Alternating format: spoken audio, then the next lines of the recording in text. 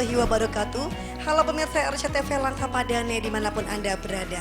Senang sekali saya Desi kembali menjumpai pemirsa semuanya pada program Gelora Cinta Rasul. Oke, baik pemirsa, Gelora Cinta Rasul adalah sebuah program yang akan hadir menemani pemirsa RCTV selama bulan suci Ramadan. Gelora Cinta Rasul akan mengupas tentang bagaimana kita bisa meneladani akhlak Rasulullah. Bahwa Rasulullah adalah contoh dan suri teladan yang baik bagi kita semuanya. Pemirsa, saat ini saya sudah berada di Madrasah Al-Amanah, tepatnya di Desa Warukawung ya, Kecamatan Depok. Oke. Namun sebelumnya kita saksikan terlebih dahulu, kita akan mendengarkan tilawah dari adik-adik dari Madrasah Al-Amanah. Kepadanya dipersilahkan. A'udzu billahi minasyaitonir rajim. Bismillahirrahmanirrahim. Wadduha walaili idza saja. Ma wadda'aka rabbuka wa ma qala. Walal akhiratu khairul laka minal ula. Wala sawfa yu'tika rabbuka fatardo. Alam yajidka yatiman fa'awa. Wa wajadaka dollan fada. Wa wajadaka ailan fa'agna. Wa ammal yatima fala taqhar. Wa ammas sa'ila fala tanhar. Wa amma bi ni'mati rabbika fahaddis. Aku berlindung kepada Allah dari godaan syaitan yang terkutuk dengan menyebut nama Allah yang Maha Pengasih lagi Maha Penyayang. Demi waktu duha dan demi malam apabila telah sunyi, Tuhanmu tiada meninggalkanmu dan tiada membencimu. Dan sungguh akhir itu adalah lebih baik bagimu daripada permulaan. Dan sesungguhnya Tuhanmu akan memberikanmu maka kamu puas. Bukankah dia mendapatkanmu dalam keadaan yatim, lalu dia melindungimu.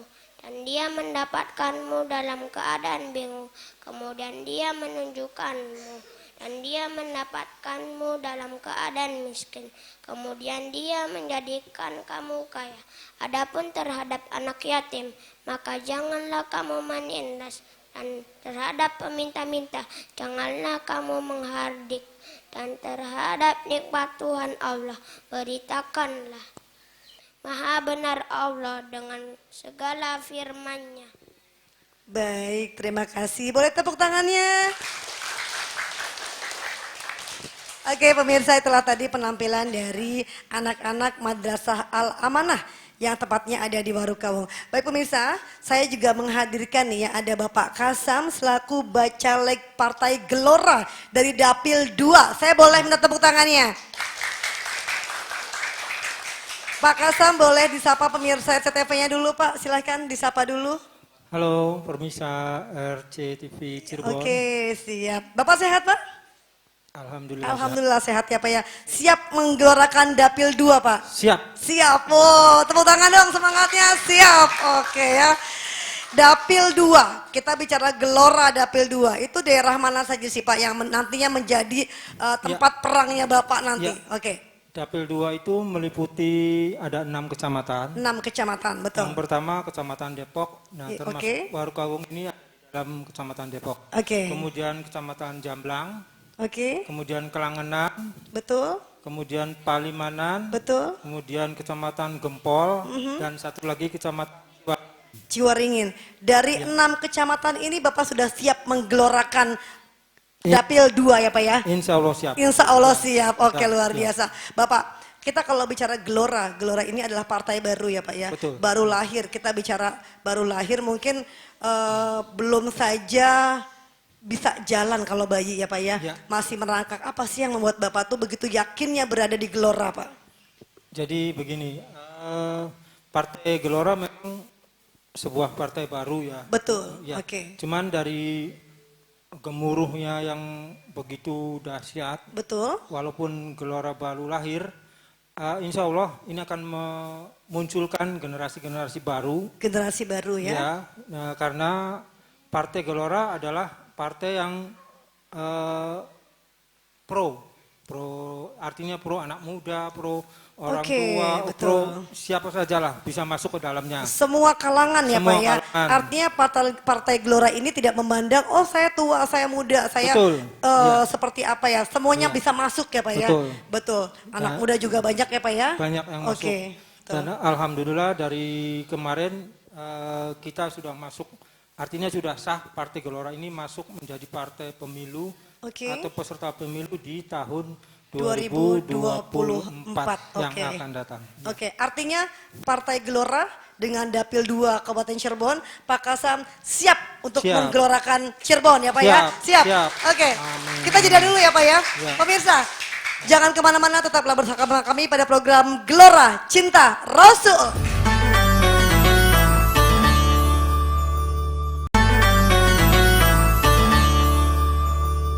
Baik pemirsa, masih bersama kami dalam program Gelora Cinta Rasul. Tadi ya, Pak Kasam begitu semangatnya, begitu hakul yakin bahwa Gelora ini bisa masuk semua kalangan ya Pak ya. Tidak hanya anak muda, tapi juga orang yang sudah dewasa juga ya Pak ya. Semuanya bisa masuk ya, semua bisa kalangan masuk. ya. Iya, dari Oke, semua kalangan. nah ini Pak, tadi kalau bicara kenapa Bapak masuk partai baru, Bapak begitu yakin bahwa bisa menggelorakan Dapil 2 Pak. Nah, untuk Dapil 2 sendiri bagaimana penerimaan masyarakatnya Pak? Untuk Dapil 2 sendiri, alhamdulillah penerimaan dari beberapa kecamatan atau masyarakat artinya sudah welcome, Betul. sudah menerima dengan baik keberadaannya. Oke. Jadi saya juga optimis artinya bahwa untuk Partai Gelora akan bisa muncul seperti Muncul ya itu di permukaan di ya Pak ya. permukaan. Oke, Betul, jangan iya. mau kalah saing dengan partai yang lama ya Pak ya. Betul, iya, Semangat betul. buat Partai Gelora. Semangat, iya. Oke, Pak Kasam, tadi kita bicara bahwa walaupun partai baru tapi punya konsep dan misi yang memang membuat muncul ya, Ya. bertahan dan juga bisa bersaing dengan partai-partai yang lama ya Pak ya. Betul. Nah, Bapak sendiri Pak, dari Dapil 2, 5 kecamatan ya. Enam, Ini enam, 6 sorry. kecamatan. Sudah apa Pak yang Bapak buat strategi seperti apa Pak untuk maju di pemilihan demokrasi 2024 Pak? Untuk saat ini sih yang sedang saya lakukan adalah apa namanya? Acara konsolidasi dulu ke dalam ke Oke. beberapa titik yang Titik-titik saya ya. anggap rawan begitu ya. Oke. Dan alhamdulillah sudah ya artinya berjalan dengan lancar. Oke, sudah berjalan alhamdulillah Pak ya. Alhamdulillah. Oke. Iya. Jadi sekarang Bapak sudah mulai perang nih Pak ya? Belum dimulai? Bisa dibilang sudah mulai tapi Sudah artinya mulai. Tipis-tipis ya? Ya, Tipis-tipis. masih- Oke. karena apa namanya seiring waktulah artinya Oke, kita- sambil kita- berjalan gitu sambil menyusun kita sambil strategi berjalan. ya Pak ya. Iya, Oke, iya. nanti seperti apa nanti untuk menghadapi pemilu 2024. Betul, Terakhir Bapak mungkin harapannya apa Pak untuk Gelora dan juga untuk masyarakat Cirebon Pak? Ya. Kami untuk apa namanya harapan kami dari Gelora semoga apa namanya Gelora ini bisa mengayomi atau bisa menginspirasi Oke. apa yang ada di dalam benak masyarakat. Betul, Jadi, betul. Jadi selama ini ada beberapa pikiran yang terpendam. Mm-mm. Cuma alhamdulillah nanti insya Allah dengan Gelora kita bisa Memberikan sarannya ya, oke ya, pastinya ya. sedikit pemikirannya atau apalah yang jelas nanti dengan Gelora partai baru pasti seru. Oke, partai baru pasti seru. Seru. Partai baru, harapan baru ya. Betul. Oke, mudah-mudahan dengan hadirnya Pak Kasam di Dapil 2 ini bisa mewakili masyarakat Cirebon untuk bisa menginspirasikan ya Pak ya Ya. permasalahan-permasalahan apa yang ada di Dapil 2. Semangat Pak. Semangat. Semangat untuk menggelorakan Cirebon Pak ya. Iya, siap. Siap. Oke. Partai baru, harapan baru. Partai Wajah baru. harapan baru, wajah baru, semangat baru Semangat baru. dan pasti seru. Pasti seru. Oke, tepuk tangan untuk Pak Kasam. Iya. Sip. Oke. Dan juga saya menghadirkan juga ini ada Ibu Kepala Sekolah, Ibu Alfiatun Munawwaroh ya Ibu ya. Boleh dipegang mic-nya Bu? Saya mau ngobrol sebentar nih. Ibu terima kasih ya Bu ya sudah mempersilahkan kami, mengizinkan kami Gelora Cinta Rasul untuk hadir di Madrasah Al Amanah ya Ibu ya. Oke, Ibu ini luar biasa nih ya, adik-adik kecil ini usia berapa ini Ibu? Ini usia 8 tahun. 8 tahun. tahun. Rata-rata 8 sampai 8 9. sampai 12. Oh, sampai 8 sampai 12. Nah, untuk Al-Amanah sendiri madrasahnya ini beroperasi dari jam berapa sampai jam berapa, Ibu? Dari pagi sudah ada, kita Oke. dari pagi dari mulai pendidikan anak usia dini, PAUD tepatnya ya? RA, Oke, RA. dan RA. MI, dan MI. Oke. Terus kalau untuk siangnya ada DTA, TPQ. DTA dan TPQ. Nah, Ibu, selama bulan suci Ramadan ini program-program apa Bu yang akan diberikan anak-anak dari Madrasah Al-Amanah ini, Ibu? Yang jelas mungkin kita lebih kepada program untuk mengembangkan keilmuan tentang Al-Quran, karena di sini kita basisnya berbasis Al-Quran. Oke, jadi Madrasah kita berbasis Al-Quran karena ada program di sini, salah satunya adalah program tahfidz Al-Quran. tahfiz Al-Quran. Ya, dari Oke. mulai tingkat anak usia dininya dari RA itu sudah ada program yang namanya One Day One Ayat. One day one ayat. Day one Ya, ayat. oh, luar biasa. Ya, tepuk tangan untuk Ibu. Oke ya, Ibu Alfiatun tadi menyampaikan bahwa ada program tahfiz Quran untuk anak-anak madrasahnya ya Bu ya. Target Ibu tuh sampai juz berapa untuk anak-anak ini Bu? Saya targetnya itu selesai kelas 6, keluar kelas 6 itu targetnya 30 juz. Juz 30? Juz 30 30 hafal ya, oke. 30 juz bukan juz 30. Oh, 30 juz dari Targetnya juz seperti 1 itu. sampai 30. Iya, Wah, Masya targetnya. Allah. Oke, luar biasa. Nah, sejauh ini Bu, sejauh ini tadi kan kita goalsnya ya Bu ya, harapan kita juz 1 sampai dengan 30 selesai kelas 6 ya.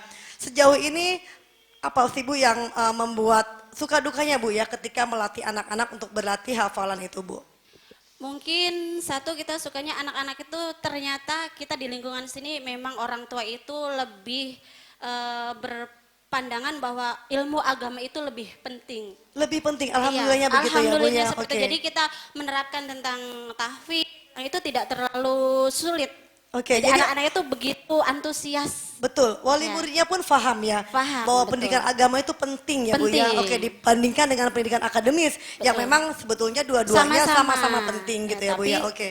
lebih tinggi, lebih di atas. Lebih di atasnya. Jadi akhirnya ketika Ibu punya program untuk tahfidz Quran, orang tua wali murid tidak keberatan untuk itu ya Bu ya. Tidak. Dia setuju ya Bu ya. Setuju. Oke, Ibu mungkin harapannya apa nih Bu nih untuk adik-adik atau untuk pemirsa RCTV ini? Mungkin juga ada ajakan juga untuk pemirsa yang belum bergabung di Madrasah Al-Amanah, silahkan disampaikan Bu. Ya. Baik, harapan saya itu adalah menduniakan Al-Quran dan mengal-Qurankan dunia. Jadi Luar seluruh biasa. masyarakat. Oke ya. Menduniakan Al-Quran dan mengal-Qurankan dunia. Ini luar biasa nih ya. Oke. Harapannya itu ya Bu ya. Mudah-mudahan kita doakan anak-anak yang ada di sini di Madrasah Al-Amanah tadi ya, harapan Ibu Al-Quran selalu dekat di hati mereka ya Bu ya. Betul. Amin. Ibu kita jeda dulu Bu. Oke, pemirsa jangan kemana-mana, tetaplah bersama kami pada program Gelora Cinta Rasul.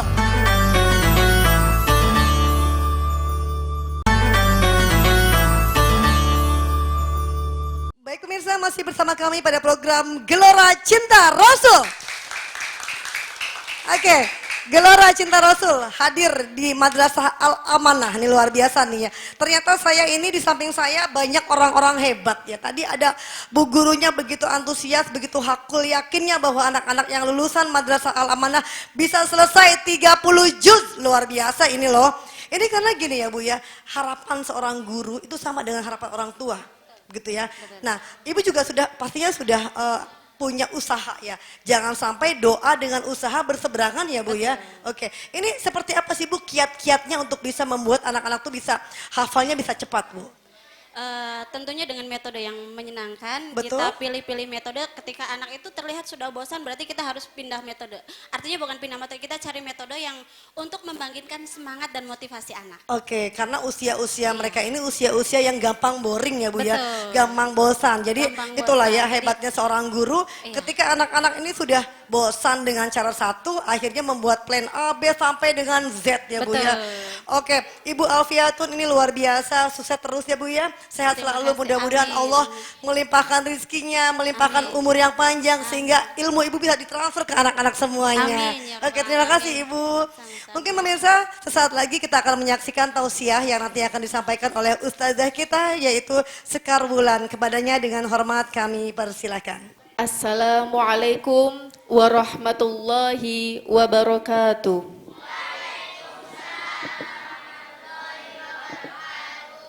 Bismillahirrahmanirrahim.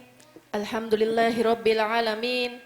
Wassalatu wassalamu ala asrafil anbiya'i wal mursalin wa ala alihi wa sahbihi ajma'in, amma ba'du. Pertama-tama, marilah kita panjatkan puja serta puji syukur kita kepada Allah Subhanahu wa Ta'ala yang telah memberikan hidayah serta taufiknya sehingga kita dapat berkumpul bersama-sama dalam acara yang insya Allah mubarakah ini. Yang kedua, marilah kita sampaikan sholawat beserta salamnya kepada junjungan kita Nabi besar Muhammad Sallallahu Alaihi Wasallam yang senantiasa menjadi uswatun hasanah untuk kita semua. Hadirin yang dirahmati Allah dan seluruh siswa-siswi Al-Amanah beserta Dewan Guru yang dirahmati Allah. Di sini saya akan menyampaikan tausiah mengenai tema menumbuhkan cinta kepada Rasulullah melalui dakwah Rasul. Sebelumnya Ibu ingin bertanya dulu kepada adik-adik semua, apa sih yang disebut dengan cinta? Ya, adik-adik tahu apa itu cinta? Ya, cinta adalah mahabbah. Mahabbah itu artinya adalah kecondongan hati kepada sesuatu.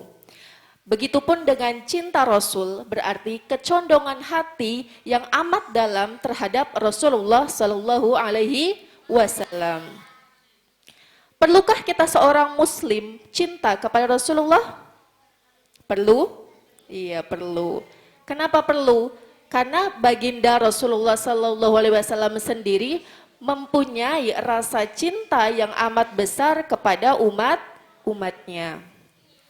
Ada sebuah kisah yang bisa menggugah dan menjadi inspirasi untuk kita dapat menumbuhkan rasa cinta kita kepada Rasulullah. Salah satunya adalah kisah dakwah Rasulullah di negeri Taif. Pada suatu ketika Rasulullah sedang mengalami masa berkabung karena telah ditinggal wafat oleh pamannya yang senantiasa berjuang, yang senantiasa memberikan dukungan kepada Rasulullah yang bernama Abu Thalib. Ketika itu Abu Thalib wafat dan 2 bulan kemudian disusul oleh istri tercintanya yang bernama Sayyidah Khadijah radhiyallahu anha. Ketika meninggal seluruh orang-orang tersayangnya Abu Thalib dan Siti Khadijah, Rasulullah tentunya sangat merasa terpukul. Akhirnya Rasulullah mempunyai inisiatif untuk berdakwah ke negeri Taif. Dengan tujuan apa? Dengan tujuan lebih mengembangkan dakwah dan syiar Islam di negeri tersebut. Karena apa? Karena pada saat itu kota Mekah itu sudah tidak kondusif lagi. Selama 10 tahun Rasulullah berdakwah di kota Mekah, itu hanya ada beberapa orang saja yang mau memeluk agama Islam. Selebihnya banyak sekali kaum-kaum kafir Quraisy yang menentang dengan ajaran agama Islam.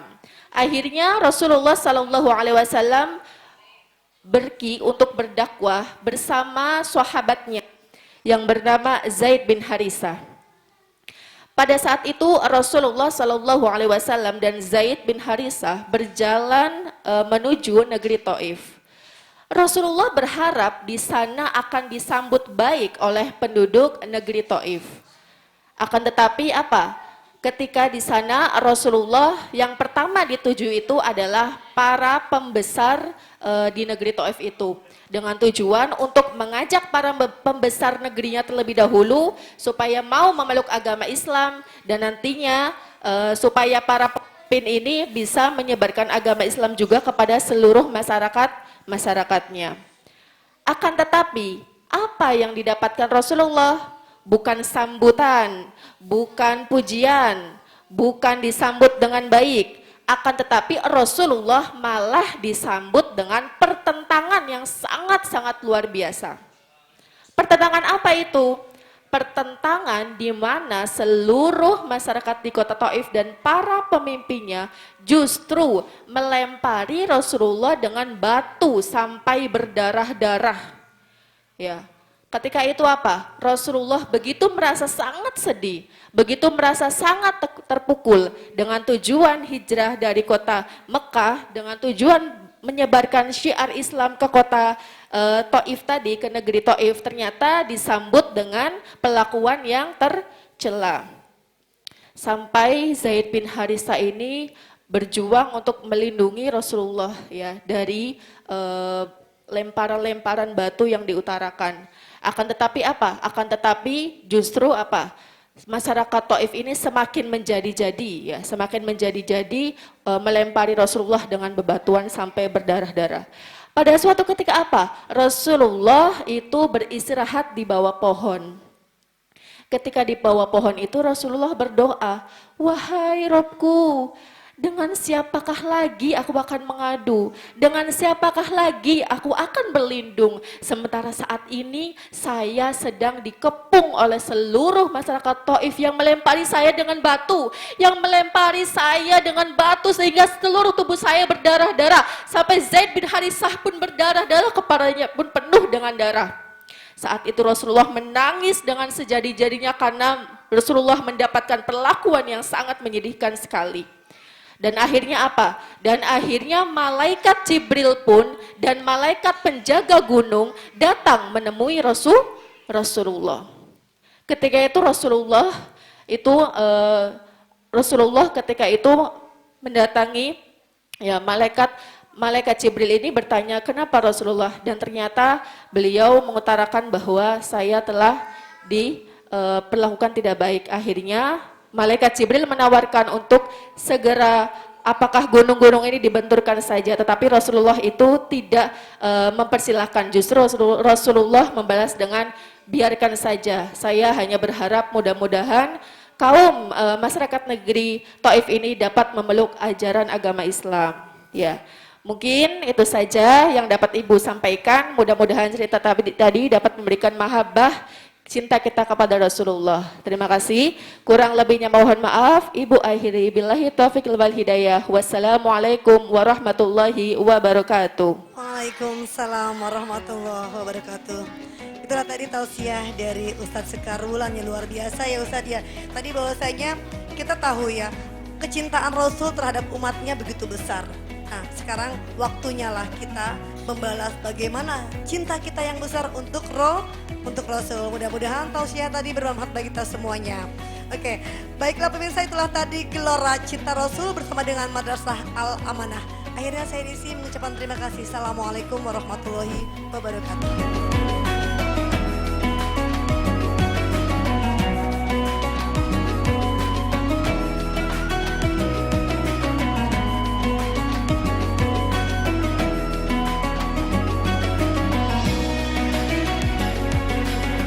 Setiap manusia pasti berbuat salah, karena memang manusia itu diciptakan sebagai tempat bagi kesalahan. Namun Islam datang kepada kita untuk memuliakan jiwa manusia dan akhlak manusia, dan membersihkan manusia dari setiap kesalahan yang dilakukan. Puasa Ramadan oleh baginda Rasulullah SAW disebutkan sebagai benteng bagi manusia. As-saumu junnatun. Puasa itu adalah benteng. Benteng untuk apa? Benteng untuk kita sebagai manusia yang senantiasa berbuat salah untuk bisa terlindung dari dorongan perbuatan-perbuatan yang tidak baik. Untuk kita bisa membentengi diri dari perbuatan yang salah. Saudara sekalian, dengan ibadah puasa di bulan Ramadan, kita melatih diri kita dengan banyak hal. Kita melatih diri kita untuk menahan dari hawa nafsu yang buruk, dan bahkan kita melatih diri kita untuk tidak melakukan sesuatu yang sebenarnya dihalalkan oleh Allah Subhanahu wa Ta'ala, yaitu makan dan minum pada siang hari. Semua itu adalah bagian dari cara Allah, dari cara Islam untuk membentengi diri kita dari perbuatan salah. Sehingga orang yang sukses dalam menjalankan ibadah suci Ramadan adalah orang yang kemudian mampu membentengi dirinya sekuat tenaga dari melakukan perbuatan salah. Mudah-mudahan ibadah puasa kita menjadikan diri kita kuat untuk senantiasa memperbanyak kebaikan dan menjadikan diri kita kuat untuk tidak melakukan perbuatan salah. Assalamualaikum warahmatullahi wabarakatuh.